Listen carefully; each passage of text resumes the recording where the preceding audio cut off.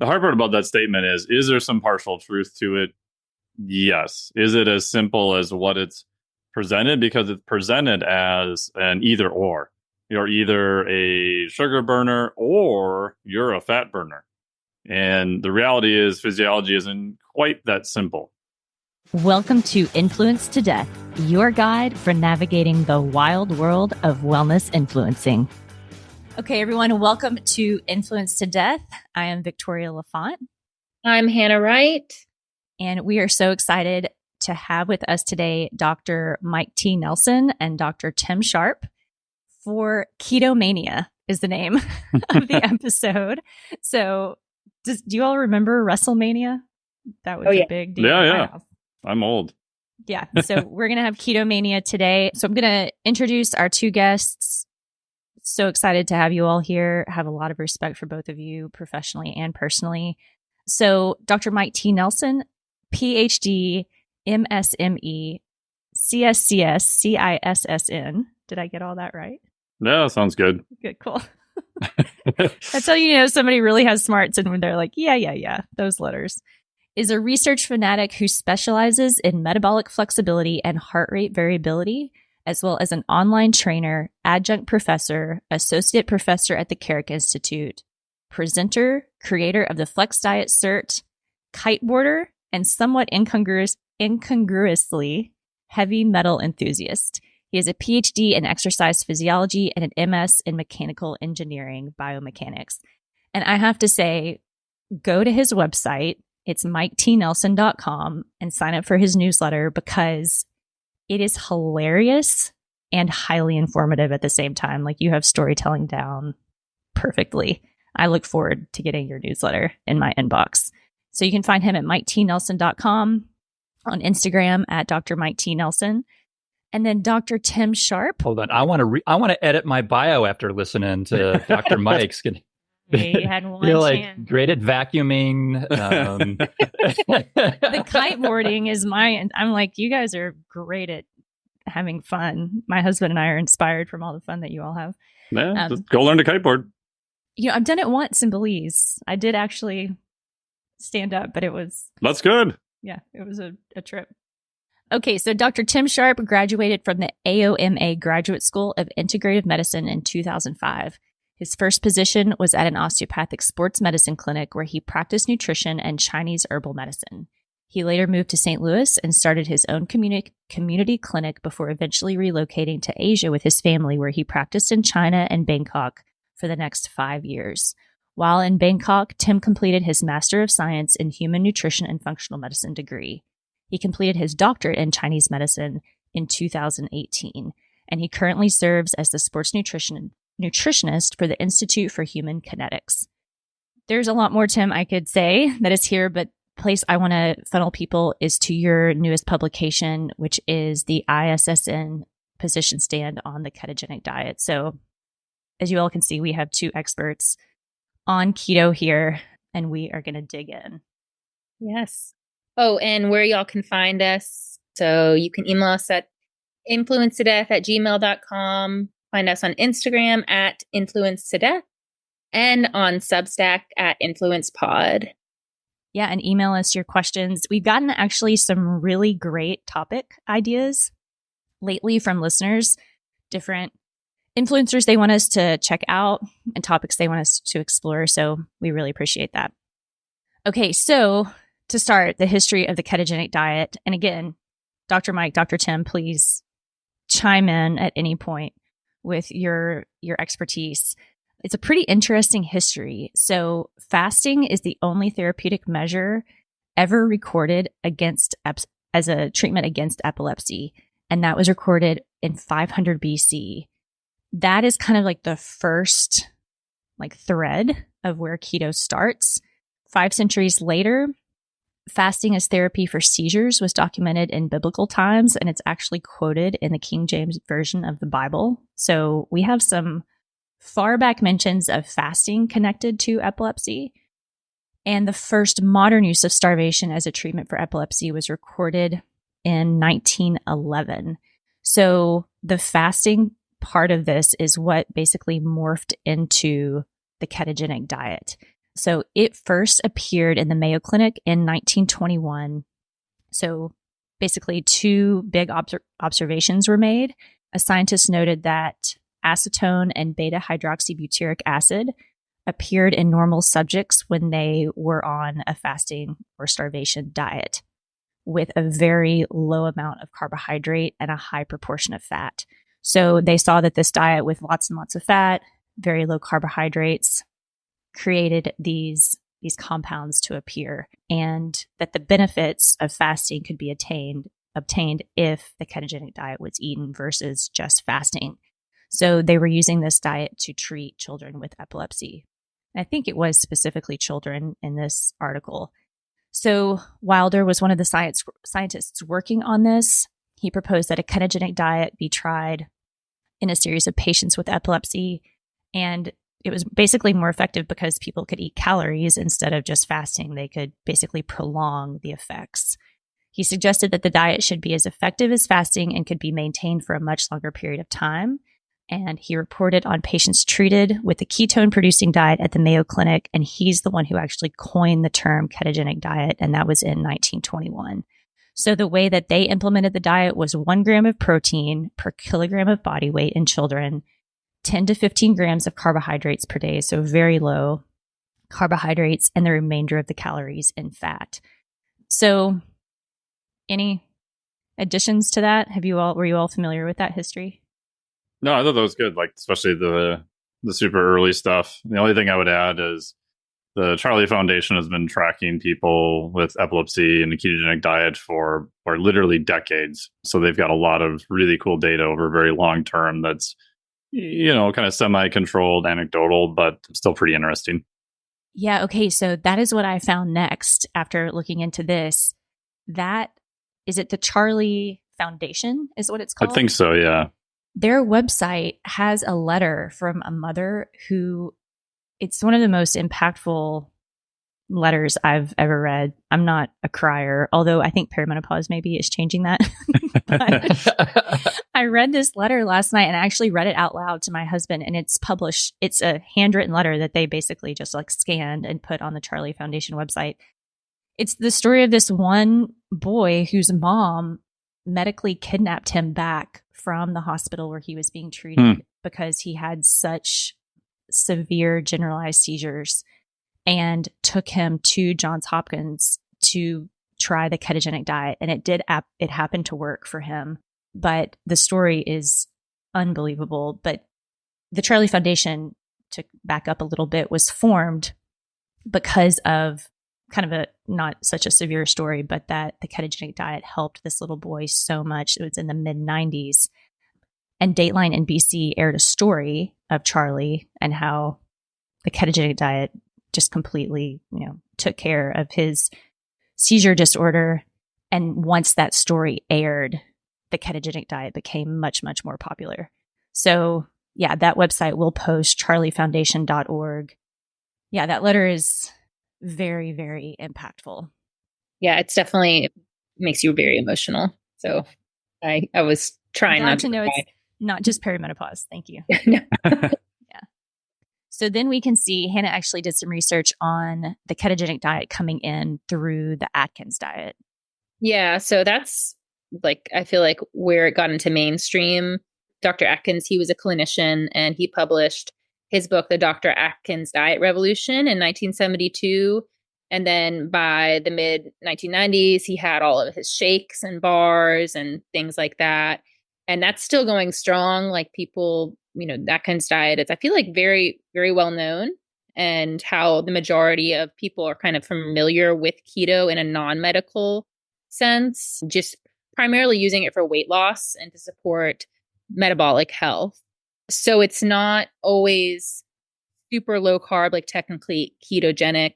They have different plans, it seems like, that range from, 20 grams of net carbs, which would be keto, I guess, depending on how much protein you're eating, to like 100 grams of net carbs, which is more like a relaxed lifestyle diet. And their message is basically that a low carb lifestyle focuses on limiting carbohydrates to help the body burn fat instead of sugar for fuel. And then this will give you more consistent energy levels throughout the day and provide you with all the energy you need to enjoy the things you love. So that's their messaging. And that's kind of a similar messaging to a lot of the stuff I see on social media with influencers who are either low carb or keto influencers. And I feel like over the last 5 years, it's become really popular to talk about metabolic flexibility and say, are you a fat burner or are you a sugar burner? And, there's a lot of content based around that. And the message that if you eat too many carbs, you won't be metabolically flexible. You're a sugar burner. And then, they give you the list of all of these symptoms that can cause and how it's better to be a fat burner, but you have to eat a certain way to be able to actually burn fat, which I cannot wait to hear what y'all have to say on that, because I think it's very, very interesting message. Yeah. So Atkins isn't, it's different because it's kind of marketed as anybody can do it. They have all of their stuff you can buy. They have the meal plans, the books. It's very mainstream. More mainstream. Yeah, I feel like I've been waiting over a decade to hear two scientists I respect talk about sugar burner versus fat burner. So let's please talk about that a little bit. I mean, that is how Hannah and I were originally trained in nutrition, is with that idea in our minds. And even at that time, I was like, it just didn't, I'm not the most logical, rational human being. I have to work really hard at that, but it just didn't make any sense to me. So Dr. Mike, do you want to speak to that as a Netflix expert? Yeah. The hard part about that statement is there some partial truth to it? Yes. Is it as simple as what it's presented? Because it's presented as an either or. You're either a sugar burner or you're a fat burner. And the reality is physiology isn't quite that simple. So I think of it as like the two main fuels your body is going to use for most things. And we'll get into, ketones, I'd say is probably the third or the fourth macronutrient, or however you want to phrase it, is going to be carbohydrates and also fats. Those are the two primary fuels your body is going to use. If you run and burn a ton of carbohydrates, you will spin off some lactate, which can be used as another fuel. If you run and use a ton of fat, you do spin off different ketones, which have different effects we'll talk about and can be used as a fuel. Think of it more not as an on and off switch, like you're either a fat burner or a sugar burner, but it's more like a rotary dial.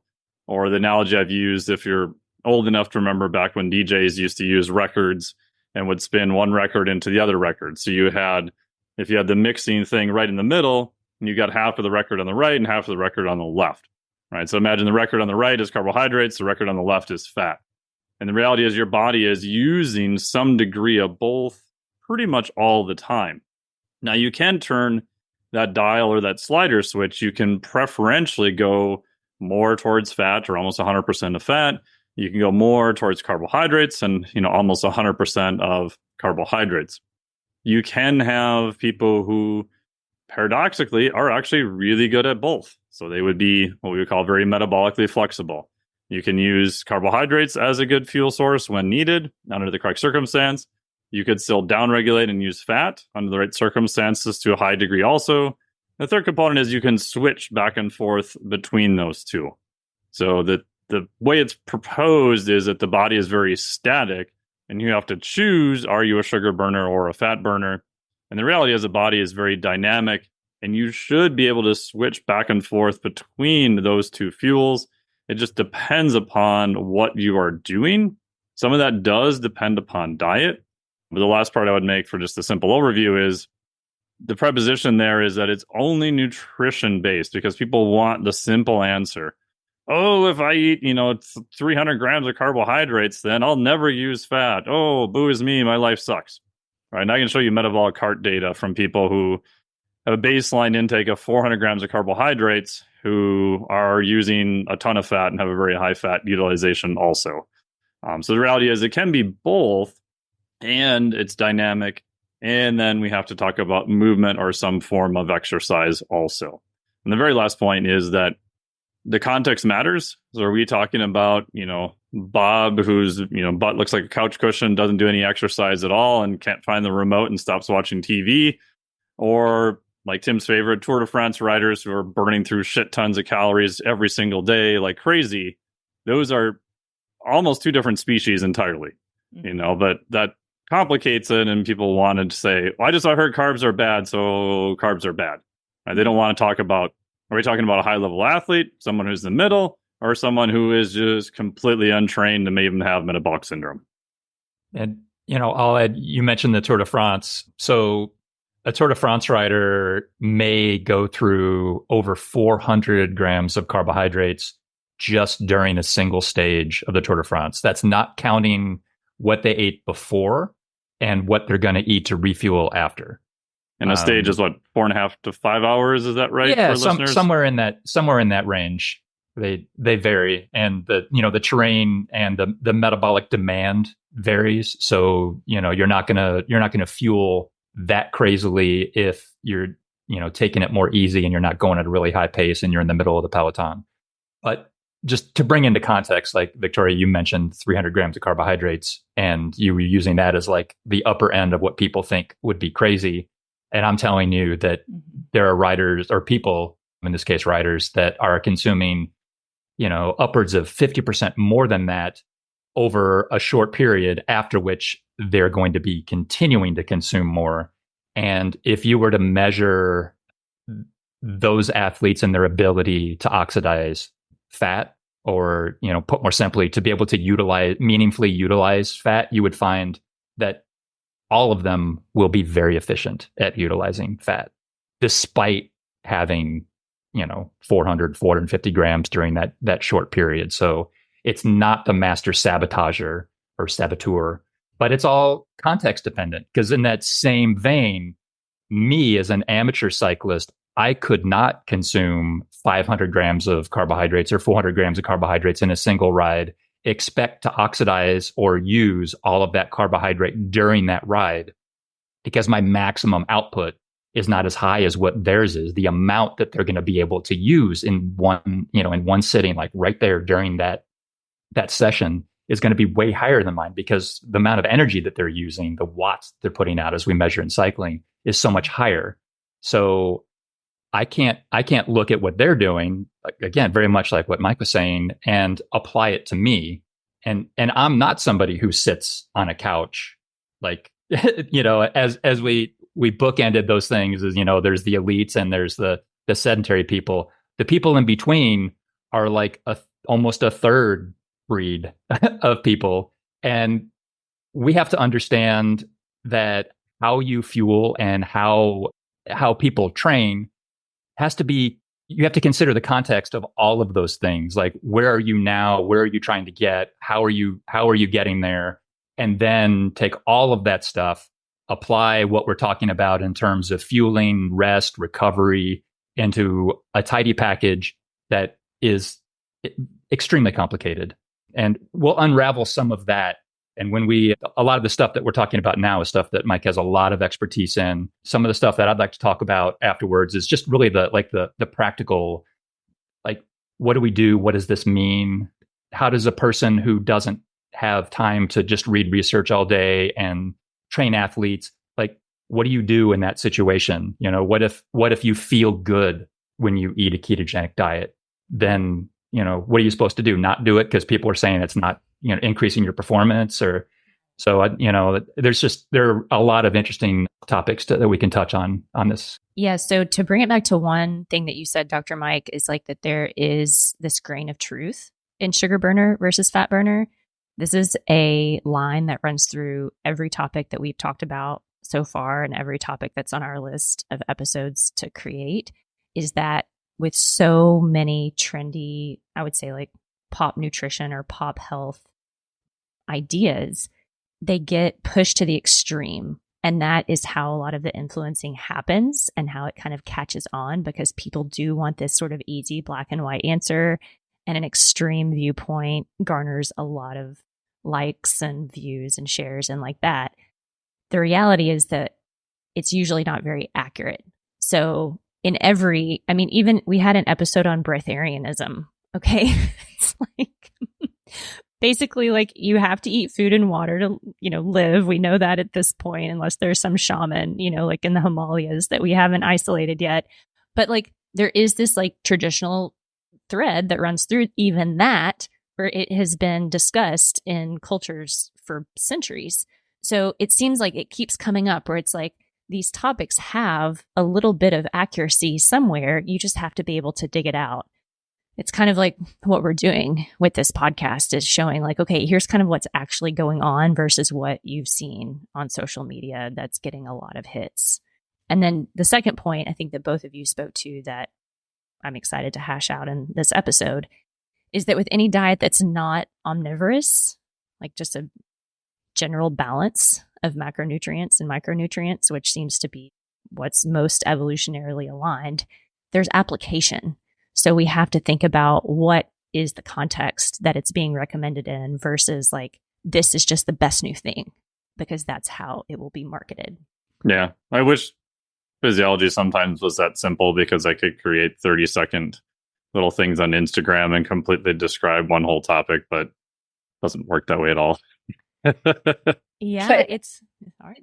That's what everybody does. That's what's so infuriating, is that's how people consume information, and that's how this stuff gets so misconstrued, because you can't put it in 30 seconds. I mean, with fat burner versus sugar burner, the messaging I tend to see is that it's kind of a scare tactic. It's like, if you're a sugar burner, you can't lose weight. You're going to be at risk for all of these diseases, and you have to fix that. Mm-hmm. And from what you're saying, Dr. Mike, sounds like humans are metabolically flexible. Like we can do both. That's what we're designed to do, and anybody can do it. And maybe some people need more of one or the other depending on their lifestyle or activity level, right? But shouldn't be as scary as it's made out to be, I feel like.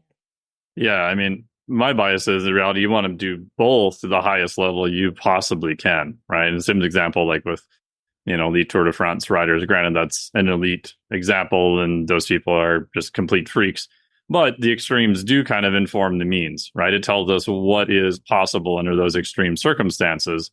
And if I could wave my little magic wand and change their metabolism, I would have people like, yes, can burn as much fat as you possibly can.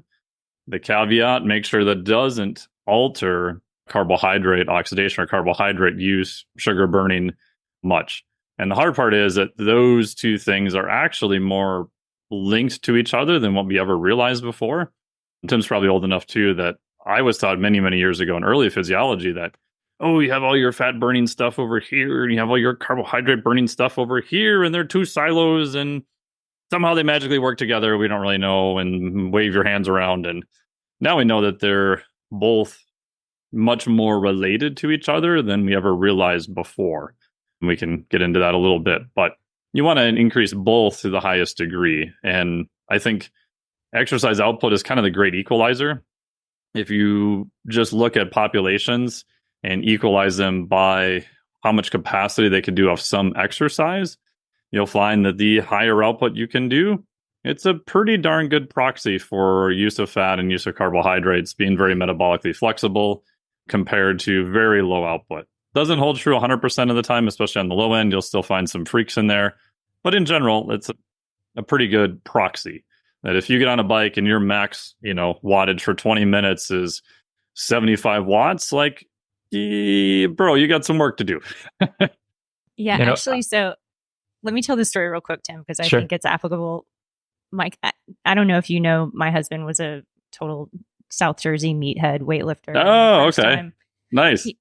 From Pennsville, New Jersey. Shout out to Pennsville. So he takes me to his hometown for the first time, and it's smaller even than where I grew up in Kentucky. And we passed his gym, and as we're driving by, he's like, "Oh, that's how I got so strong." And he had a top squat of around 700 pounds. Like, the man is pretty strong. And I was like, "Oh, the gym?" And he's like, No. Connected to the gym is a donut shop. And he was like, "The donuts." That's how I got so strong. I was like, oh, it was the kind of perspective shift of oh, right. There does have to be this sort of like shift that most people don't have when you start to get into more of the extremes of human performance. Like, I mean, I don't know how that compares to Tour de France, but even with strength athletes, that fueling has to be there. I think it's going to be cool for us in this episode to relate it back to people who might consider themselves active or athletic-ish versus athletes. And I love Steph Gaudreau for differentiating that. You know, it's like she's fantastic at speaking to like, hey, you might not consider yourself an athlete, but if you're athletic, you still need to consider these points, you know, with your fueling. So yeah, to your point, that has to be present for that amount of output to happen. Maybe not in donut form, but that's Andrew's preference.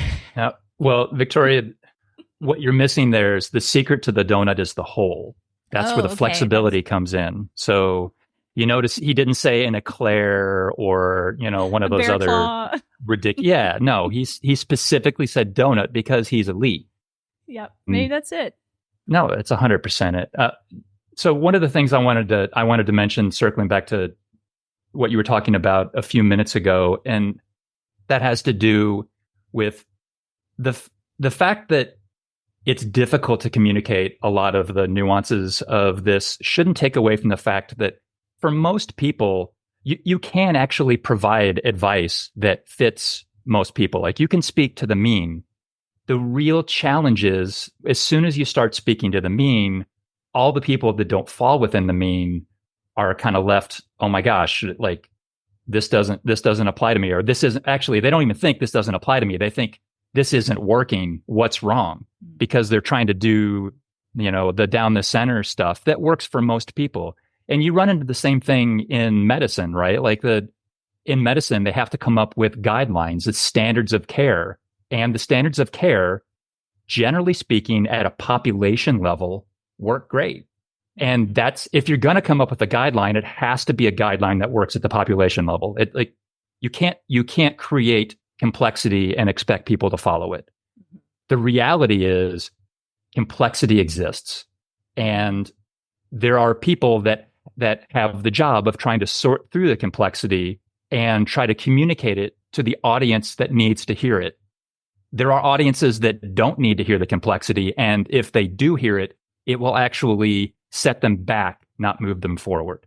So the real challenge is in trying to figure out how do you communicate to the people that need to hear your message, and how do you let people know this is for you, this isn't for you. Like you have to communicate at least some level of complexity in order for people to realize this is the part where I tune out, right? And there are many examples of this, but I think some of those will come out just as this conversation develops. But I did want to say that there is like a center path that makes a lot of sense for most of us. And as humans, a lot of us we like the fun stuff and the out there stuff and the zany stuff. And so we'll focus on those things instead of the main things we need to focus on. And consistency, if I had to like name one thing of all the stuff that's out there, the thing to focus on more than anything is consistency. And that's not what people are drawn to. They're drawn to, you know, this side or that side or a ton of this side, and then switching and all of a sudden saying, no, now I want to do this one and I'm going to do this one 100%. So yeah, let's. So with that, yeah. Oh, sorry. With that in mind, I have a question for y'all. So for our listeners, like for someone who kind of probably falls in that average, the mean, like down the middle, they're not an athlete, like a high performing athlete, but they're active. How do they ensure that they're metabolically flexible? Do they have to do keto? Do they have to intermittent fast? Do they have to go low carb to ensure that they're metabolically flexible? Or are they probably just fine? Like they don't really even need to worry about it. Yeah, the good part is they don't have to do any of those things. Now, do some of those things, would they be beneficial in some cases? Yeah. So my little hallmarks, which is because one of the things I had to try to figure out was, okay, so people don't have metabolic cards. They're not going to prick their finger looking at a glucose. Like what is like a really rough, what we would call like a field test, like a test almost anyone could do with no technology required, pretty much, you know, anywhere in the world. So on the carbohydrate end of the spectrum, I came up with, could you eat 2 Pop-Tarts for breakfast? And do you feel okay, like for a couple hours afterwards? Pop-Tarts are of about 80 grams of highly processed carbohydrates, frosting that's probably some ceramic NASA investigating to don't melt in your toaster. Like, they're dirt cheap. You can find them everywhere. They're probably nuclear proof. Like, they're going to be around forever. And of course, I get tons of hate mail that people are like, oh, you told me to eat Pop-Tarts for breakfast. What a horrible idea. It's like, no, it's just a test that anybody can do. If you pass out under your table and want to take a nap from an insulin-induced, stupor, you might not really be the best at using carbohydrates all that well. If you feel kind of just wonky, brain fog, whatever words you want to insert, you might have some work on the carbohydrate end of the spectrum. On the other side of the equation, for fat use, can you go, 19-ish, 20-ish hours of fasting and still feel relatively good? Yes, you're probably going to be hungry. Yes, you can still consume water and electrolytes. You don't have to do anything crazy, but can you give your body the ability to downregulate and use fat? Again, this is not related to exercise or anything like that. If you can, I would argue you're probably pretty good at using fat. Again, are either one of those two tests perfect? No, you can find exceptions with them. But what I found over the last, almost 15 years now, they tend to work pretty good for most people. And then depending upon where you fall within those tests, there may be things you want to work on. So, for example, you mentioned intermittent fasting or even keto. If you are really not very good with fat metabolism, we'll talk about this, but yes, keto could be a very good option for that. Again, some caveats. Fasting is a good option because when you fast, your insulin levels go down. And insulin, you can think of more as a fuel selector switch, which I blatantly stole from Jeff Volek. High levels of insulin do push your body to use more carbohydrates. Lower levels of insulin do push your body to use more fat as a fuel. And insulin is also under an extremely high amount of dietary control. Not 100%, but much higher than a lot of other hormones. And when you fast, your insulin levels will slowly go down over time. That is a stimulus for your body to try to use more fat as a fuel. So fasting can be a good way to upregulate the body's use of fuel for fat. Obviously, ketogenic diets will do the same because you're reducing carbohydrates. That tends to create a very low insulin environment. And you're also consuming a fair amount of fat. That does push your body more to the fat use, or what they call fatty acid oxidation end of the spectrum. How do we eat the Pop-Tarts? That's actually the question that I want to... Yeah, so on that end of the spectrum, there's a bunch of stuff that really screw it up, like sleep deprivation, stress, all that kind of stuff. But in terms of increasing your capacity, it still comes down to exercise and movement, right? So movement has the benefit of you can pull glucose directly out of the bloodstream independent of insulin, or what's called non-insulin independent uptake. There's usually most people have heard of like the glute floor translocation and insulin and all the effects of that. That's still a thing, but we basically have two mechanisms, insulin and non-insulin mediated. And movement, just walking around, exercise, all that stuff will dramatically increase that. Higher intensity exercise will also help. And then like we talked about with output, like your husband, like if you're stronger and can lift more weight and do more volume, like, Metcon athletes, CrossFit athletes, Hyrox athletes, etc., that's going to be good, right? What do you have there? A lot of muscle contraction at a high level. Also, more on the endurance side, you can look at VO2 max. How much oxygen can you basically pull through the system? VO2 max is a pretty good proxy for carbohydrate use.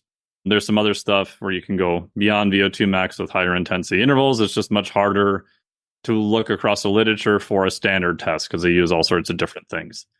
So again, you're back to movement and generally higher levels of output, no matter where you're at, will sort of buy you the ability to use more carbohydrates, assuming your lifestyle is not a complete floating trash bin fire. You're sleeping 4 hours a night and drinking 4 Monsters by noon or something like that. It's a good point. I actually, not long ago, contacted Dr. Tim because I was like, hey, I just happened to get a blood test run. I think we were getting our life insurance and my glucose was a little high. And I had been sleeping like crap. Oh, yeah, that'll do it. Yeah. And I think people overlook that. It's like we do get so sucked into the dichotomy of like sugar, fat, it's like the in between of like, hey, stress, it's not just diet, stress, movement, sleep, like those aspects really, really matter. They can show up on a blood test and your blood sugar's high. So yeah, it's great for people to remember that, like you're saying, you do have to get 7 to 8 hours of sleep a night to be. Those external factors. I mean, being sleep deprived for, 2 years from, my son who didn't sleep well, was the first time in my life I gained a significant amount of weight, like almost 20 pounds eating well. It was just my sleep. I was getting like 2 hours of sleep a night. And over time, it just crept up, and it blew my mind because that was the factor, was the sleep, Well, you can see clinically, like very quickly, if someone is taking steroids for some reason, you notice their blood sugar will shoot up like right away. And that's kind of, to make a broader point, what drew me into sports nutrition and exercise metabolism as a field is because you can see the effect of whatever it is you're doing pretty quickly based on your performance levels. I've never been a big fan of sports. I don't really watch sports other than the Tour de France and a couple other things, like weird stuff like Formula One, which is a sport, but most people don't, at least most in the US, don't think of it like that. It's really growing in popularity though, Tim, so you might get some fans from that. Awesome. Yeah. Now it's cool to say you're an F1 fan. Yeah, right. It is. But the fact that you can pretty quickly see, I do these things, how do I feel? How am I performing? And in cycling, more so than most endurance sports, you can actually measure it. I can measure it in watts. I can look at peak watts. I can look at average watts. I can look at how long was I able to go? When did I bonk? Like all bonking is like you run out of fuel, you run out of energy, and then your output just like massively drops. I can even look at how is my heart rate responding to my effort? Is my heart rate increasing at the time in which it should increase? Is it no longer responding to the effort in a way that it should? And I mean, we won't go into all the details of like how to track all of those things, but just the fact that those exist as metrics fascinates me. And that got me really into studying sports nutrition and exercise metabolism. And in a similar vein, if you think about someone who's on steroids and it causes their blood sugar to go up, well, steroids and stress have similar impacts in your physiology, right? I mean, corticosteroids, cortisol, cortisone, the mechanism is pretty clear. So if you see in the acute phase someone that takes steroids and their blood sugar goes up, it shouldn't be a surprise to us that if you're under stress or you're not sleeping well, that you're going to see some similar responses. Now, there are going to be other mechanisms involved because this is, lack of sleep is a very, a lot of things happen from that. So you can't isolate it to, it is this one thing. But having those kind of those like linchpins, those things that you can say, oh, I noticed this in this one area. Like I noticed when someone takes a steroid and their blood sugar goes up. And then you can relate it to something in your regular life and be like, oh, okay. And light bulbs start going off. And I think making progress is sort of paying attention to when those light bulbs go off and just trying to be like a moth and go towards that light. So that's, to summarize that's why this field fascinates me. It's just lots of opportunities like that. So you're saying people should... Oh, go ahead. I was going to say, just for clarification, you're talking about if they take like shot in their joint for like a joint issue, that type of steroid, correct? For people listening, or are you talking about just as an overall class of drugs? Well, I mean, overall as a class, corticosteroids will tend to cause corticosteroids, right? That's what I wanted to make sure that people understand. Corticosteroids, right? Yeah. Cool. Yeah, it is part of what we're doing here is like that people maybe will start to tune into how they feel versus what somebody is telling them on Instagram or TikTok. And that really is what's happening. I mean, I think that is where we should go next. It's like, I think people see super low carb, prolonged fasting. I would even say a lot of women are drawn to that, and that's why I also think that the fat burning versus sugar burning terms are so popular. It's like, of course, someone wants to be a fat burner. they want the fat to burn off their body. They're not taking it in the way that it is actually meant, which is using fat as a fuel source to create ATP, or glucose as a fuel source to create ATP. They're thinking like, I want the fat to burn off my body. I'm going to do that. Right. So these ideas get kind of like influenced, and then the context disappears. In all of our episodes, we usually talk about what our kind of initial ideas were about the topic that we are discussing. We talk about our biases.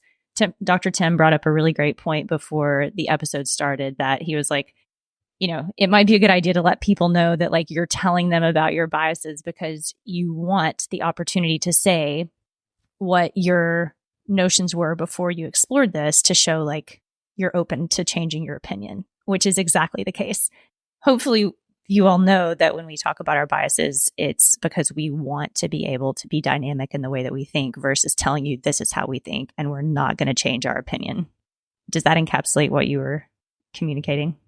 Yeah, I think so. I mean, I think this group of people specifically, we're all really, really open to whatever. I don't think any of us are anti almost anything. I mean, we've made it clear we're not anti-donut. I mean, how much further can you go down the rabbit hole? I mean, Tim, we did do an episode on breatharianism, so that's, right.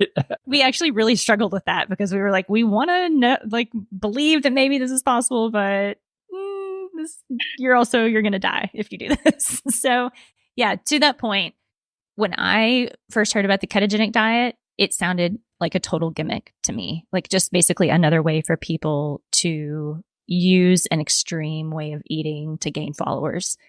That being said, that was, I can't remember how many years ago now, 12, 13 years ago. Seeing now as it being, I almost think of it as like a therapeutic diet that has a very specific application for what someone wants to achieve. But I definitely started with that bias, and then my opinion changed over time. And Hannah, what was your experience? That's really interesting. I was actually, I feel like, biased towards ketogenic. I thought it was really fascinating. It made a lot of sense to me. I was very heavily influenced by the fat versus sugar burner idea. And actually, you know, about 7-8 years ago, I was playing roller derby. And so I was really training very hard. I was doing super high intensity, you know, exercise like 4 times a week. And unintentionally, I was eating really low carb. I had just eaten that way kind of naturally. I just kind of gravitated, you know, once I went gluten-free, it was kind of like, well, it'll be easier. I'll just have cauliflower instead of pasta and like all these things. And I was doing that while I was, you know, playing that sport, and I was not doing great. Mm-hmm. And I didn't know until I actually took sports nutrition with Dr. Tim what bonking was. And then I realized I was bonking. I had no idea what it was. And I was just like, why isn't my body work? Like, what is wrong? I'm like collapsing. I'm like throwing up. I'm like, I don't feel good. And at that point, I learned more about how important carbohydrates are and what their applications were. And I just had been so heavily influenced without realizing by the low carb movement. I didn't even think about it. And then, you know, fast forward, learning more about, you know, performance, and then the microbiome and its need for fiber. And so then I kind of, you know, was like, wow, I wonder, you know, if people should be doing this ketogenic diet, like if they don't need it for medical reason, could it be harmful for them? You know, and I'm also curious to ask y'all, if someone feels great on keto and they do it for long term, does that have any harm for them as far as their metabolic function? Is that a bad idea for any reason? I'll take a stab at that first. A nice wide open question. Yeah. Go. I mean, could there ever be anything? Sorry. That's all right. That's a good question. There. And the microbiome. I mean, that I know, Hannah, that's a really big interest of yours. Like, would a long-term ketogenic diet negatively affect microbiome balance? Yeah. The microbiome, I would defer to Tim and my other microbiome experts because I have no idea, to be honest. The only thing I know is it'll change. Could I tell you if that change is, quote, positive or negative? I'm not the one to ask on that. In terms of Can you just rephrase the question again? You're talking about the ketogenic diet and if there's any long-term issues with it. Is that correct? Yeah. I mean, I guess I might still be thinking too in narrow context as in terms of metabolic flexibility, but for someone feeling good on keto, you hear the opposite, like you just eat carbs all the time. That could affect your, the metabolic flexibility of that ability to kind of go back and forth as you're supposed to. So on the other hand, for someone who eats high fat, low carb, low moderate protein, is that affecting that flexibility? Gotcha. So I'll give two answers to this. So number one, from a health perspective, we have a fair amount of data now showing for most people who are doing a ketogenic diet, in terms of health parameters, you're probably fine. Now, I will add one caveat that I have seen some people who, for whatever reason, I don't understand, that when they start doing a ketogenic diet, their blood lipids go batshit crazy. And we've had them go on a normal diet, they go back down. We've had them go on a ketogenic diet, like instantly, they just go bonkers. Now, that's not very many, but I would say anytime you do anything that's new or drastically different, you'd want to probably confirm it with blood work through your physician at a base level. Again, you'd want to have blood work done relatively frequent anyway, so you would hopefully catch it there. With that one caveat, we have other data showing that it's probably fine from a health perspective. So related to metabolic flexibility, that gets back into what do you like doing and what do you want to achieve?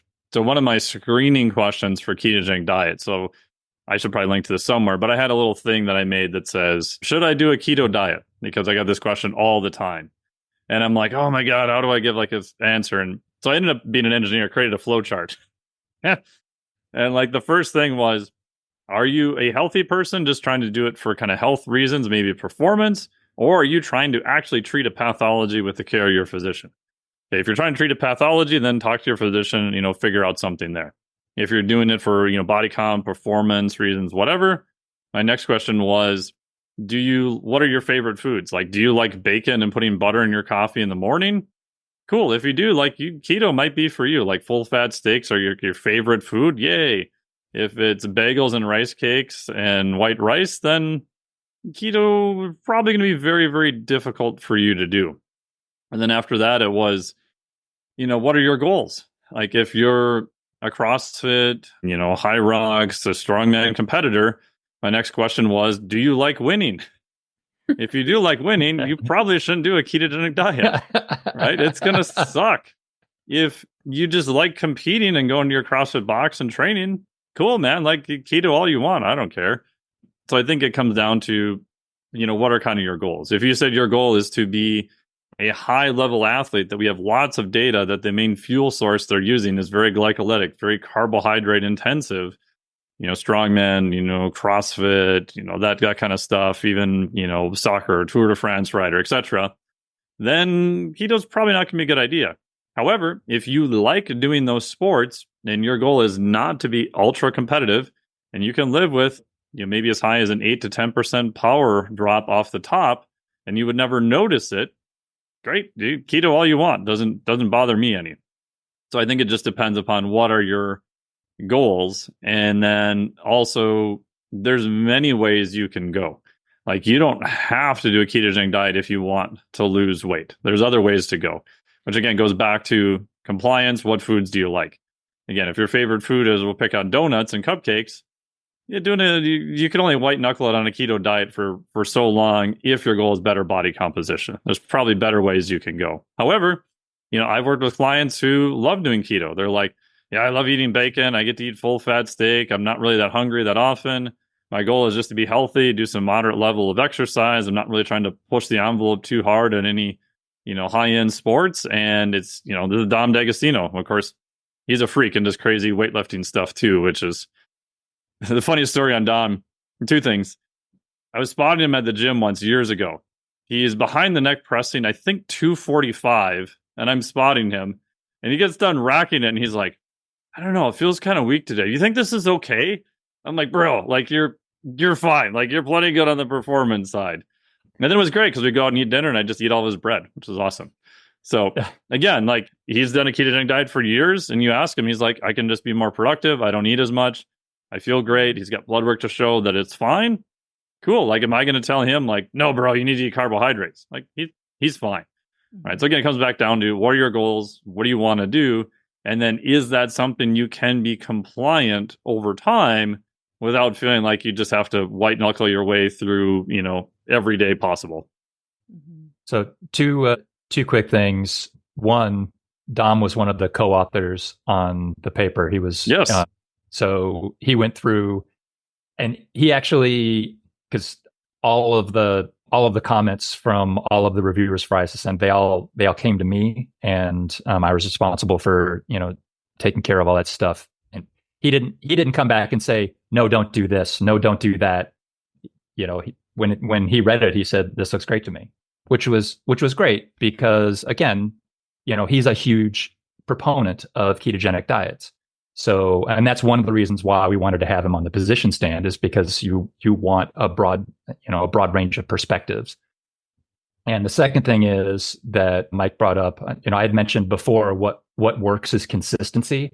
And I think you articulated why that's true, right? But when you were talking about, if you like, bagels, then a ketogenic diet might be hard for you.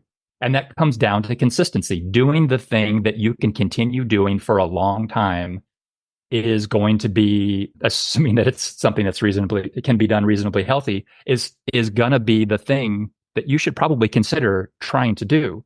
So if a ketogenic diet is, like, to use your phrase, Mike, if you're white knuckling it the entire time you're doing it, you're not going to do it for 25, 30, 35 years. It's just not going to happen.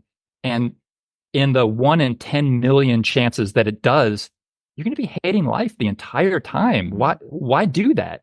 But if you're someone who thrives on it, like you do it and you're like, man, I really like doing this, I could see myself doing this the rest of my life, then assuming the other things are lined up, your other health parameters are fine, you're not having any real negative consequences, then that's the thing for you, right? That's what it comes down to, is the consistency. If you're eating more carbohydrates and you're exercising a lot and it's really helping allow you to do the things that you want to do, like for me, it's letting me ride 8 hours in the saddle in one day, then I'm going to continue doing that. I'm not going to eat like that when I'm not riding, but that's just, finding what works for you, what allows you to consistently reach the goals that you have for your life, and then kind of follow that track as much as you can. Yeah, it's interesting. There's one thing I just wanted to say. I've seen Dr. Mike write in his newsletter a lot about, don't you say violent consistency? Yeah. Yeah, like be consistent, violently, like try to be so consistent that it's like an extreme. But because it is difficult, like everything is conspired against you. So it is, in my opinion, sort of a violent thing that it takes a lot of forceful effort to do it day in and day out. And like Tim said, like if you find something that is easier, that makes that process, which is already difficult, if it makes it a little bit easier, then by all means, like do that thing if it's working. It's interesting though to me, because based on what you both said, it's like that consistency is juxtaposed with, like, Tim, like sometimes you're writing a lot more than other times. And I think for me, this kind of gets into something that I really wanted to discuss with ketogenic diet is there's an application. So when you're writing a lot, you will have more carbohydrate in your diet. And then when you have, let's say in the winter, if you have downtime, you're going to lessen that. So could you guys speak to that a little bit? It's like there is consistency, but it has to be tailored for what's happening for you in your life.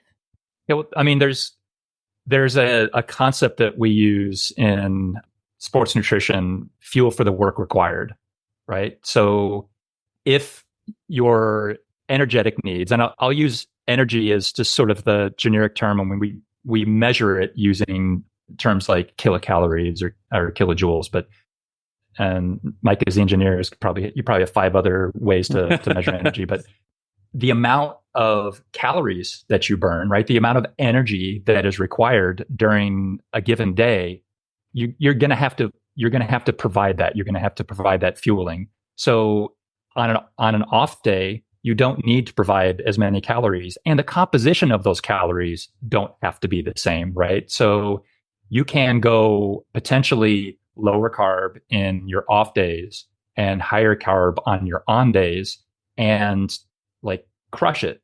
Mm-hmm. Exactly what that recipe looks like is actually kind of tricky for a lot of different reasons, some of which go beyond the scope of this podcast. I will say, like, from the elite level, if you're going to be trying to do what the elites do, like, consuming 120, 130 grams of carbohydrates per hour while you're riding, you can't and go not puke or shit your pants. and not 100% not puke. You can't go low carb, the next day or 2 days later. You actually are training your gut to be able to do that, because you will literally throw up on the bike. You see that on the tour. They usually don't have it on camera, but it happens. Like the level that you're pushing yourself. So you have to, in those situations, they're consuming carbs not because they need them, because if they don't, later they won't be able to do it. Mm-hmm. But almost none of us are in that position. So we shouldn't be thinking like that. We shouldn't model ourselves on these extremes. Similarly, you'll see people who, again, butter and coffee and fat at every opportunity. Like, sure, you can do that, but the people that are really thriving on a ketogenic diet, they're not the ones doing that. And people that are critics of the ketogenic diet shouldn't use that as a reason to be critical of the diet. Mm-hmm. That diet is not to have to be composed like that. You can design a very intelligent ketogenic diet that is full of wonderful nutrients and allows people to thrive. But you have to find, based on your day-to-day needs, where you need to fall, and then kind of cater to that. So that's sort of that fuel for the work required, or I guess even for the recreation required. Yeah, I don't know, for the goal. do you have anything to layer on top of that? Yeah, I mean, I love that. I think it's Empre who did that study or the review, and I just recoined it in the Flex Diet Cert as matched macros. It's just easier for people to remember. And I have this weird thing with having, matching the first and second letter with each one, so alliteration. Yeah, and so if you're going to go out and do an hour or 2 hour of exercise or recreation or pickleball or kiteboard or, whatever you're doing, like, you're probably going to need more fuel to do that, right? I don't think that's a shocker to anyone. And then the type of fuel you need is going to be matched to the intensity of the activity you're doing. Higher level intensity stuff, you're going to need more carbohydrates. It's one of those weird things where you explain it to people, they're like, oh yeah. But you look at their diet record and look at what they're doing, like almost no one is really doing that, which is interesting. And so in practice, it comes down to be, stuff that's pretty simple. Okay, like let's say you've got a day where you're at the gym for an hour and you've got a 2-hour pickleball session in the evening. Okay, let's look at having more carbohydrates on that day. This is assuming you're not doing a ketogenic type diet. And then the next day, you're just going to go do a zone 2 ride for an hour or 2 hours, and it's very leisurely, and you do it first thing in the morning. Great. Probably want to do that fasted. You don't need a lot of fuel. It's not high intensity or anything like that. Those things get a little, I'd say, trickier on a ketogenic diet per se, but you could argue that one of the advantages of a ketogenic diet is it might be simpler. So if I had someone who is doing a few more activities on a ketogenic diet, I'm probably really not going to change a whole lot of them, making sure they have sufficient calories and things of that nature. But again, they're not striving for the highest level of performance either. Like, by definition, they've kind of said, okay, I'm going to, do this more for body composition, health, or whatever. And yeah, I'm still going to go do these things. I'm still going to do recreation. I'm still going to train, but I'm going to modify those things so it fits with what I'm doing. So if I'm strength training in the gym, my rest periods may be a little bit longer. I may not try to Metcon myself to death. Right? I may do more pure strength training or other things like that. So again, you have to figure out what works for you. And then, like Tim said, make these other adjustments, because you guys are probably around long enough to see the keto and CrossFit phase that lasted all of like about 3 months, where shocker, it didn't work well. Right. And these were like pretty high level people that were coming to me. They're like, man, I tried doing this ketogenic diet and oh my God, my Metcons were just horrible. I don't know what happened. I'm like, you're doing a sport that burns a crap ton of carbohydrates, and you're doing a diet that has very little carbohydrates. I can tell you exactly how that's going to go. Right. So again, making sure that doesn't mean if you're doing keto, you can't do CrossFit, but you may have to modify it or modify your expectations And at some point, you have to decide what is going to be a greater priority. Is it performance in Metcons and that's what you live for? Or is it more body comp type things? And I just like doing it because it's good exercise and I get to hang out with my friends. Cool. Like neither one's right or wrong. It's just, what is the cost of the thing that you want to do? One of the things I wanted to mention. So, we really talked about consistency a lot. The other thing that's a component of this is planning. So if you don't plan for what it is that you want to achieve and how you want to perform, you will not reach the goals that you set for yourself. And that's assuming that you planned enough to even set goals. A lot of people they'll at least get that far. They're like, I want to be able to do X, Y, or Z.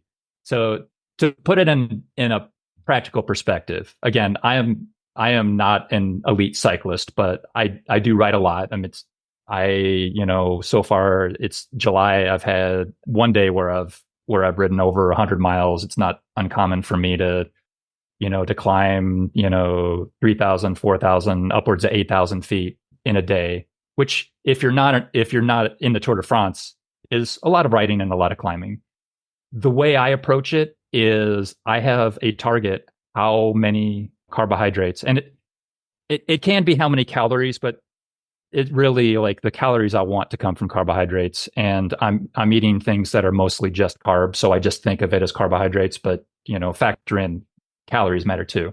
So I target how many carbohydrates I want to have. And I literally set on my Apple Watch an alarm. And every either 15 or 20 minutes, I'm going back, cracking a gel or whatever it is that I'm consuming. And it's clockwork. And I don't start it at the end when I need it. I start it in the beginning so I don't later find that I'm in a deficit and I'm trying to catch up. Because there's only so much catch up that you can do. But if you're keeping pace, it's a whole different game. And I'll tell you that, I'm riding with people who ride all the time and nobody does this, right? These are people who are regularly exercising. I mean, putting in more miles than I am. And I never see anybody's watch going off, giving them a fueling alert. You do see people fueling, but they're not fueling for the work required. Mm-hmm. And do they make it? Yes. Might they ride faster than me? Yes. But are they living up to their potential, assuming that's what their goal is? Absolutely, they're not. Now, that may not be their goal. As a sports scientist, that's always my goal, right? Like, I don't have to be the fastest guy. I want to be the fastest Tim. And sometimes the fastest Tim is a slow Tim, right? You can't always go balls to the wall. So for me, the hardest things are consistency and not going too hard. So yeah, we can talk about recovery, because I think that's a huge thing that impacts carbs and like what your habits are. But definitely let's get there at some point. There's so many different areas I want to. I know. The thing I keep thinking about when we're talking about all these variables is sex differences. So men versus women.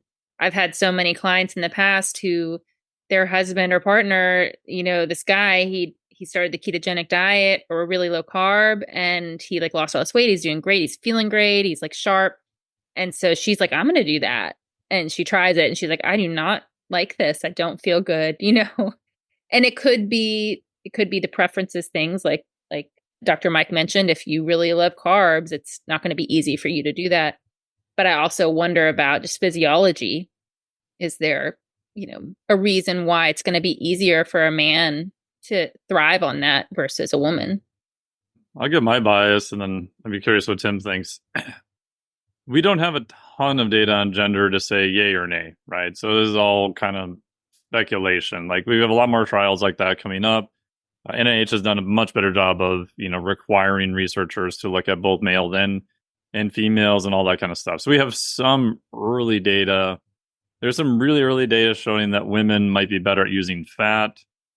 I don't know if I buy that. On my list of things to do when I have more time is to go back and pull all that original literature, because I don't think they baselined it per max per individual. So I think in the comparison of the groups of people, it came out to be true, but I think that might be just a study design, sort of thing that could be improved upon. I can say that in my experience, which is anecdotal, most of my clients over the years, like 70% are females, even though I write to weird dude bros all the time in the newsletter. It's funny to everyone. Yeah, which is kind of weird. Just baffled the marketing guy I hired many years ago. He's like, I don't know, just keep doing it, I guess, whatever. And I do notice that in general, if I have someone doing a ketogenic diet, like guys overall are much more successful than women. Although the caveat, or what I would postulate, is I've also noticed, looking at heart rate variability and stress scores, women across the board are way more stressed than guys overall. Now, is that a lifestyle demand? Is it they're trying to do multiple things? They have kids. They're the ones who don't sleep as much. I don't know. A lot of times it's combinations of those things.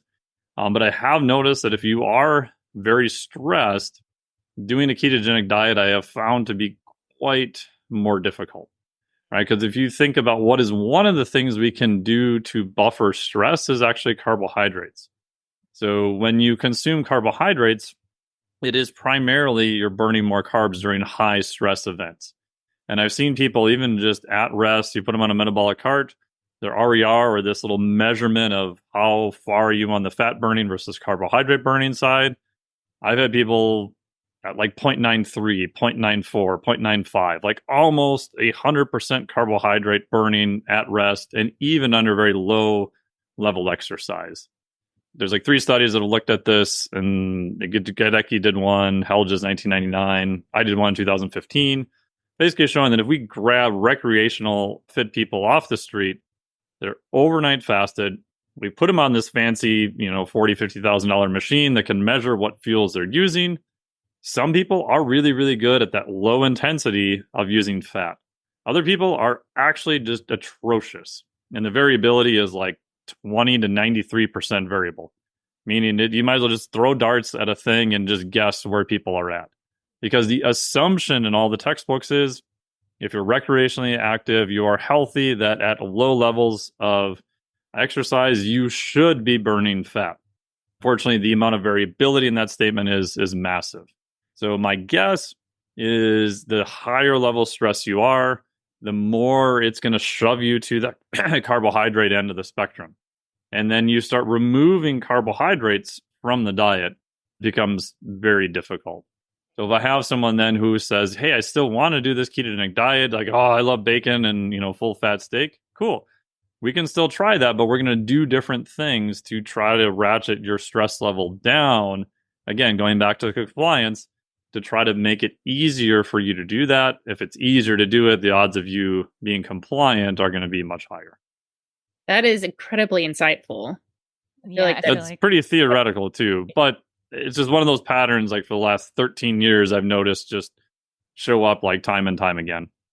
Well, I've seen it with people working with people with high stress, and they feel so much better adding carbs in. Even clients who've been working on their own for years to lose weight and trying to go low carb, and they're not losing the weight, even though theoretically they should be.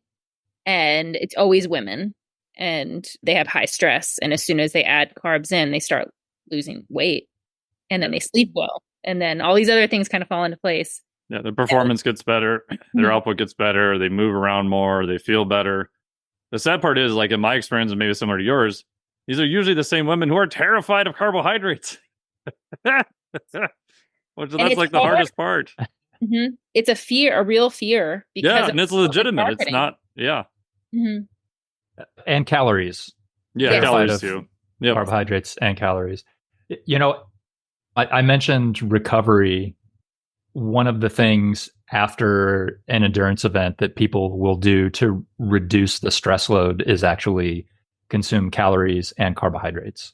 Mm-hmm. So that again, you can run into that situation with women who maybe they get the message, I need to fuel my effort, and so they're riding their bike, say, because we should all ride our bikes. And say that maybe they've got their Apple Watch out. They're like, I listened to Tim. I'm going to fuel for my effort. And then when they're done, they're like, oh, I had a lot of carbs on that ride. now it's time to chill out and like catch back up on my balance. I'm going to not have carbs now, which is the exact opposite of what they like if they're trying to reduce the stress so that they can recover, because exercise is a stress on your body. That's where you're getting that hormetic response. They should be refueling with carbs. Mm-hmm. Now, if you're a ketogenic athlete and you're not relying on carbohydrates as much during your effort, that doesn't mean that you go in and, do 300 grams of carbohydrates after you finish exercising. Like, again, we have to put this in context. But assuming the typical athlete who is exercising, consuming carbs, then they have a need to refuel. And there are a couple of things. There's the need to refuel so that you can perform again in the short term. And we know in that situation, carbs and carbs fast, right? John Ivey did the seminal study on that, where, the first 30 to 60 minutes after your exercise, if you really want to replenish your glycogen stores, which is where we're getting the carbohydrates that we're using during exercise primarily, is from our glycogen stores. If you want to replenish those quickly, you need to quickly after exercise consume carbohydrates. If you don't have that immediate need, say you're not going to do, exercise twice in a day, or it wasn't an evening ride and then you're going to ride again the next morning, the speed at which you're replenishing it matters a little bit less, but replenishing calories for sure, and also the carbohydrates that you use to kind of reduce that stress response that's going to happen after you did your exercise is really important for recovery. And I'll point out, so I'm 54, the older you get, the more the things that you do to recover from exercise matter. When you're 25, you can get away with maybe your sleep's not great. Maybe you didn't recover that well. Like after the ride, you didn't consume all the right things. You didn't have some protein. You didn't have carbs, and you go in and you perform okay the next day. You can't, or I should rephrase, your ability to do that decreases as you get older, and you begin to build up deficits. Mm-hmm. You build up a stress deficit, a recovery. I mean, I like to think of it just as a recovery deficit, and all of those things go into that. And so doing the right things, getting the right sleep, refueling after exercise, paying attention to your stress levels, paying attention to your environment and your stress. And you can measure it lots of different ways, like heart rate variability. There's, lots of rabbit holes, but just paying attention to those things will help you so that you can do the same thing again the next day. If you don't pay attention to those things, you will not be able to do the same thing the next day. And each day, your ability it'll just go lower and lower and lower and lower. And you can see that in endurance athletes or in strength athletes. My area is in endurance, but that's the thing that you're finding, I'd say, I don't know, in at least the past 10 years, maybe longer, is that the professionals that really are making a difference, one of the areas that they're focusing more on than anything is recovery. So Tour de France, people are bringing their own pillows and, sleep shades, and they have masseurs and masseuses and just everything they can do to try to enhance that recovery. They're paying attention to how much sleep did I get. The tour is sponsored by Whoop, and they're talking about their Whoop scores. And that's a whole nother rabbit hole, exactly how accurate that is, but it's ballparky, right? It lets you know, am I doing things to bring me back up, or am I sabotaging myself? And I think it's always true that how much you're sabotaging yourself matters. The older you get, the more it matters. And one of the ways you can sabotage yourself is by not properly refueling. I brought it back to the... And I just want to emphasize, this isn't just for people who are athletes. It is also, like, I work out an hour to 2 hours every day, or I'm active just because I like to exercise. That makes you an athlete. Yeah, right? I just think people don't think of themselves that way. It's like, I don't. I'm like, I'm athletic. Andrew's an athlete. You guys, everybody else is an athlete, but I think many people have that feeling. So what you're saying, it applies to active people, right? It's not like you don't have to have athlete after your name for this to be really applicable. And I think a point that the performance, yes, and being able to continue these activities is important. But the point that for me and the clients that I saw when I was practicing was more important is that having ketogenic diet as kind of your main consistent diet for people who do want to be more intense in their activities can also be problematic because of effects that it has on the immune system. Can you guys talk about that a little bit, like the interplay between not just stress, but I mean, it might be just falling under stress, but stress from activity and the role of carbohydrates in keeping the immune system healthy? Yeah, I mean, I tie it back to stress because the best definition I ever got of the immune system was from, I'll think of his name. Anyway, but he was saying that it's these little cells are running around your body going, self, not self, self, not self, self, not self, self, not self. Like you're trying to figure out what is part of your own body and what, foreign invader. Is this something we need to, do something about right away? And then when you're under more stress, we know the immune system is highly tied into stress. We look at, risk of upper respiratory infections in athletes and different things like that. So things that you can generally do that will tampen down that stress response or allow you to recover better, generally also will help the immune system at the same time. The other part is that there's a very big difference between acute stressors and immune effects and then chronic stressors. So acutely, the immune system does actually upregulate a little bit. So back in the day, if you're wandering through the bush or whatever and a twig scratches your leg, we want the immune system to be ramped up a little bit because of acute stressor or a hard bout of exercise or whatever.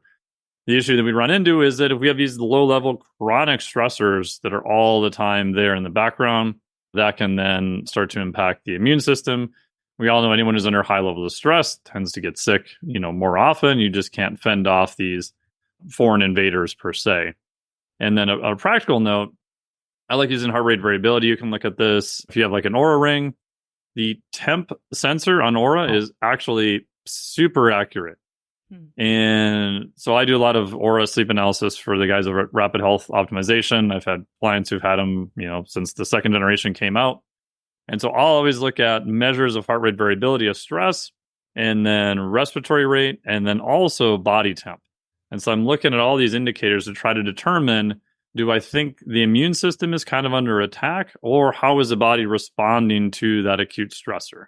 And it's hard because they're all overlapping with each other. There's no like pure signal in any of them.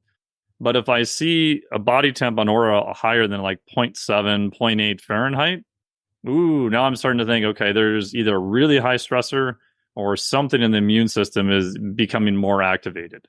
And you'll see this when people get sick, right? You'll see their HRV just gets trashed and their temp will just skyrocket. And you'll notice after a very hard session, those things kind of all line up in the same direction. If that clears within a day, hey, cool, that was probably just a hard training session, we're good. Or you have some high stress event. But if that is continuing to kind of climb up, for people looking, that might be a good thing to go, I might need to back off on the things I can, get more sleep, that type of thing. Because I do think there is more leeway in kind of controlling our responses to that to try to reduce the risk of, getting a cold or different things like that. Sometimes there isn't anything you can do about it. It's just the way life goes.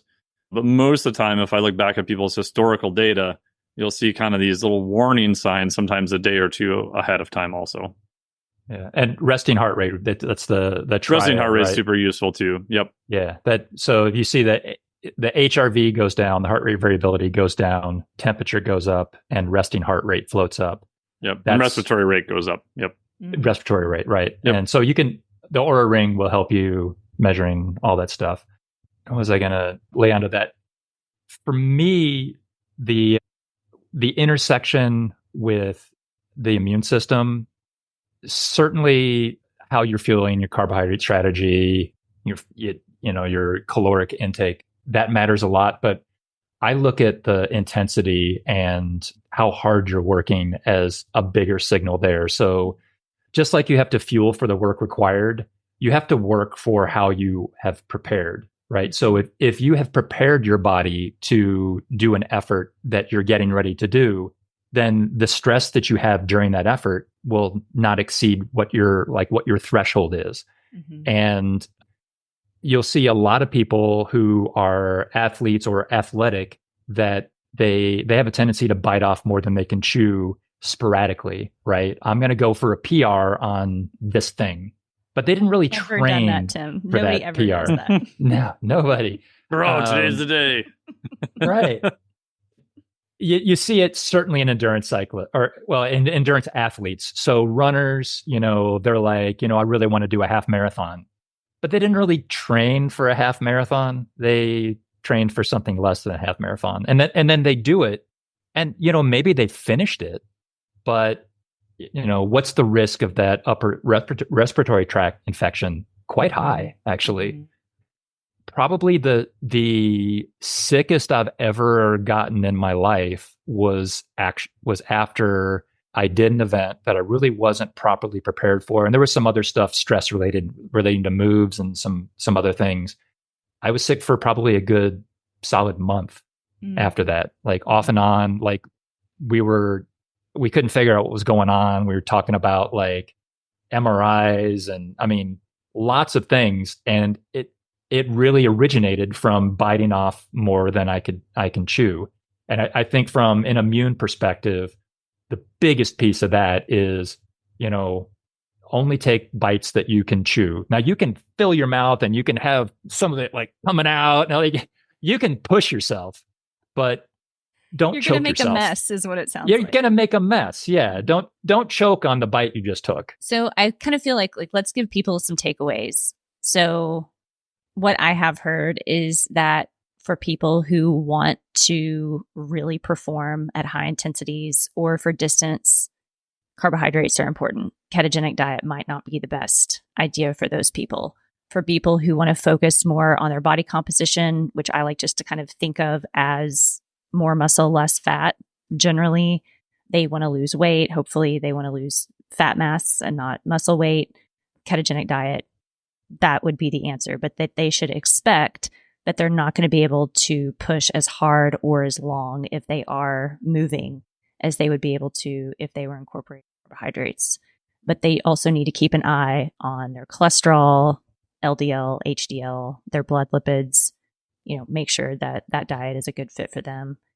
It's kind of up in the air about women, but I really appreciate your anecdotal experience, Dr. Mike. I think that's really helpful. And I know, Dr. Tim, you have, a lot of knowledge around sex-specific applications of diet based on your work with Dr. Stacy Sims. We can link to that in the show notes, but I think we covered that pretty well. There are hormonal aspects based on cycle phase that I know that you all have talked about at length. Do you want to touch on that a little bit in the takeaway? I think probably the thing that will benefit listeners the most is just a very general high-level view, and that is that there are definitely hormonal impacts. So clearly, sex differences, there are hormonal differences. When you look at the literature, you will see women reacting differently when you measure very specific things, like you measure what happens when estrogen is at this level versus that level. Tying it back to how you're going to perform based on the evidence that we have hormonally, that's the tricky part right now, right? We have some really sort of interesting mechanistic data, and it's inconsistent in terms of being able to draw conclusions from it. So Dr. Mike talked about what his experience was over the past 15 years or so, and unfortunately, we're kind of at the point where we sort of have to rely on that less than like hard data, because even the studies that we do have are not great. So there'll be studies that really highlight sex differences, and then you can find methodological flaws in those things. You might ask yourself, does this really matter when there's an actual competition? Are you going to see this as a result? Like, is this going to change the results? And a critical reader would probably often say, probably would not see a difference in the results based on what we're seeing here. On the flip side, there'll be some research where they come out and say that, like they test things and they measure and they say, look, based on this, sex differences don't really matter. And then you look at those studies and you realize they didn't control for a bunch of factors that they would have had to control for to be able to say the things that they just said. which doesn't mean that their conclusion is wrong. It's just not supported. Yeah. So sure. that's in whole, we kind of don't know. And so we have to go with people that have a lot of experience. And, if you're working with somebody that is paying attention to sex differences and to how you're performing and based on what you're doing, which is just what we call coaching, right? That's what coaching is. Then, follow their advice and, continue working. But we can't writ large say, because of X, you must do Y. We don't know that right now based on the data. If I pull up a couple of things from the paper that we just published, there's point number 7. We say there is insufficient evidence to determine if the ketogenic diet affects males and females differently.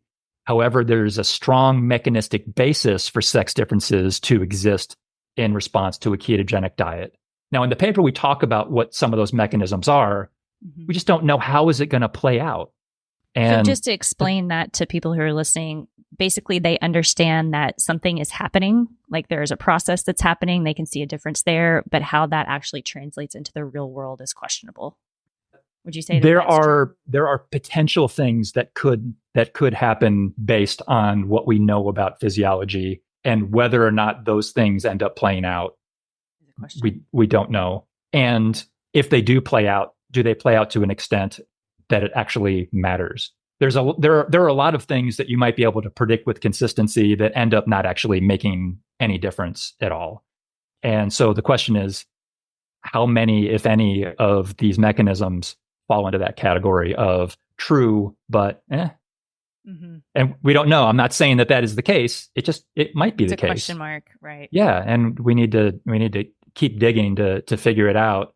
And you talk a lot in this podcast about different biases and agendas and that type of thing. And this is one of those areas where we really need people who are just tell me what it is. Let's figure it out. If there's a weakness in a study, let's make sure that the next study doesn't have that weakness. Mm-hmm. And in all fairness, I think that is happening. I think we have a group of researchers out there that are trying to conduct this research and trying to build on the shoulders of previous research.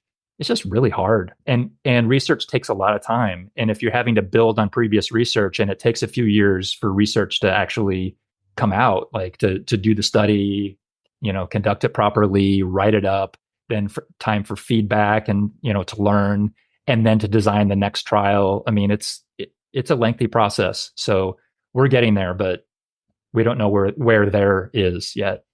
Dr. Mark, were there any takeaways that I missed that you want to add to for people? No, I agree with that. And then the only last thing I want to follow up is I don't think I answered part of the question about metabolic flexibility and the ketogenic diet. The short version is, if you are missing some of the fat adaptations, a ketogenic diet, all things being equal, might be really good because it will upregulate your body's use of fat as a fuel. Like we talked about, the cost of that, though, is there's a downregulation of what's called the PDH enzyme, which is kind of your gatekeeper to carbohydrate metabolism, that you will see a downshift in carbohydrate metabolism, even if we gave you a whole bunch of carbohydrates for a short period of time. So again, goes back to, if you want to stay on a ketogenic type diet, then yeah, that's probably good for that.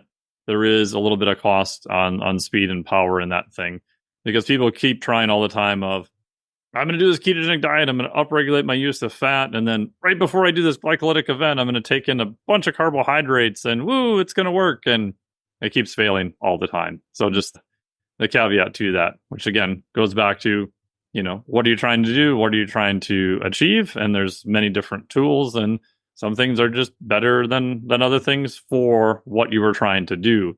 Doesn't mean that, ketogenic or high carb diet or whatever is bad. So again, back to context.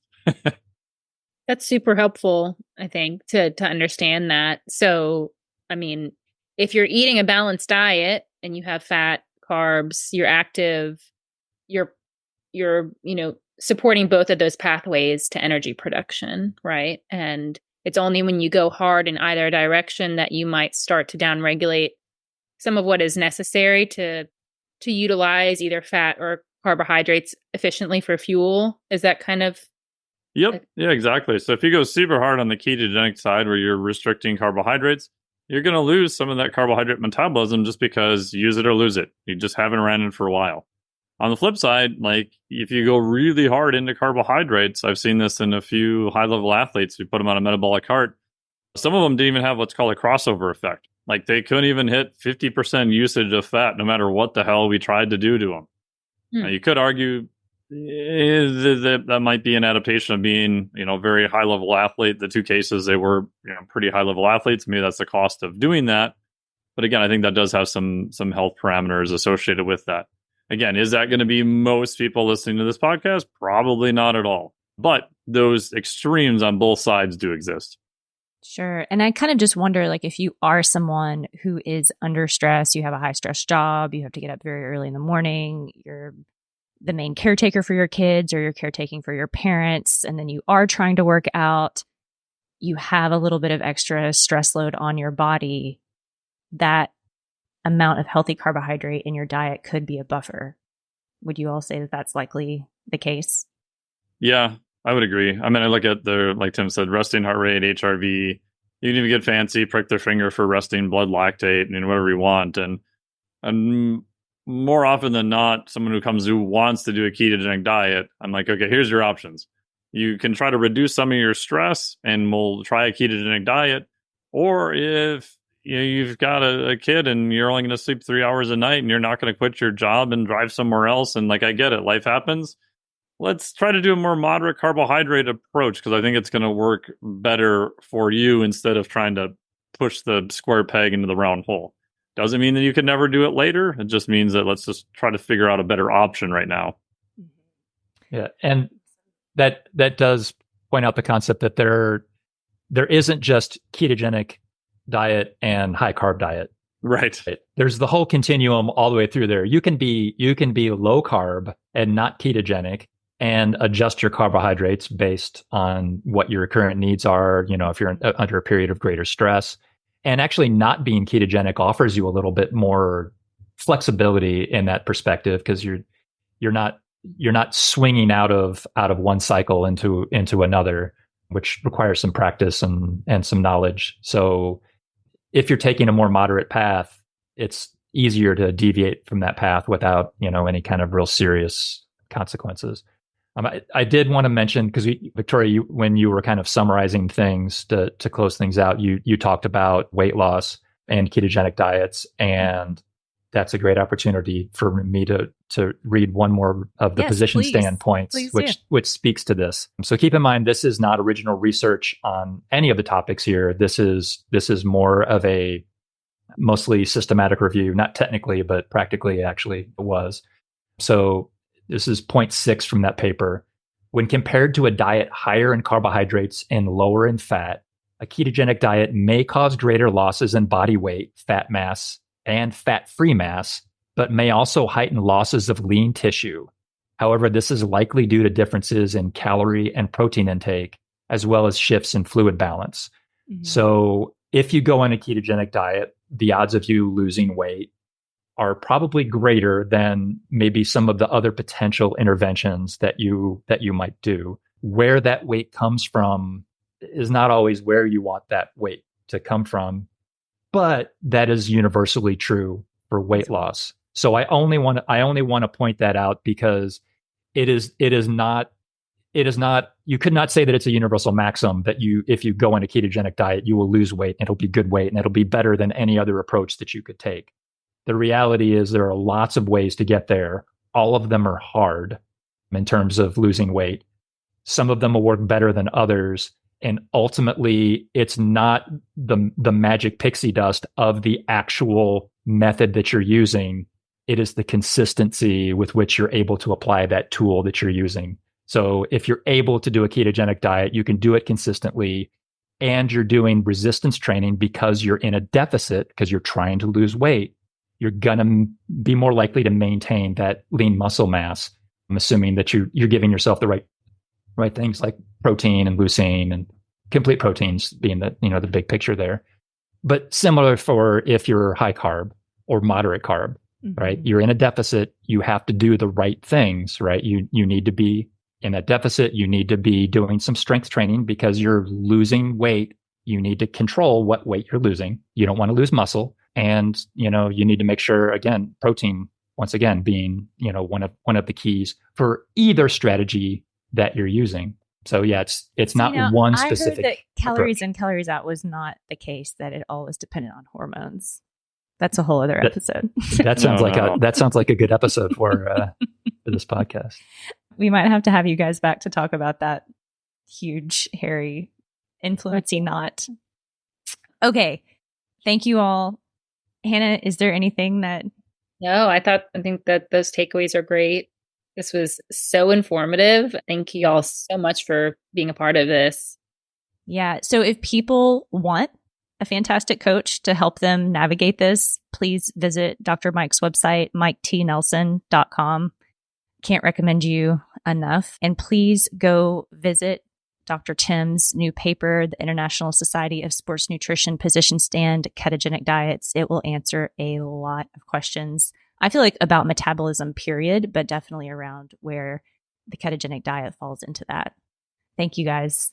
I really appreciate you being here. Thank you. Thanks. Bye. Bye, guys. Thanks, y'all.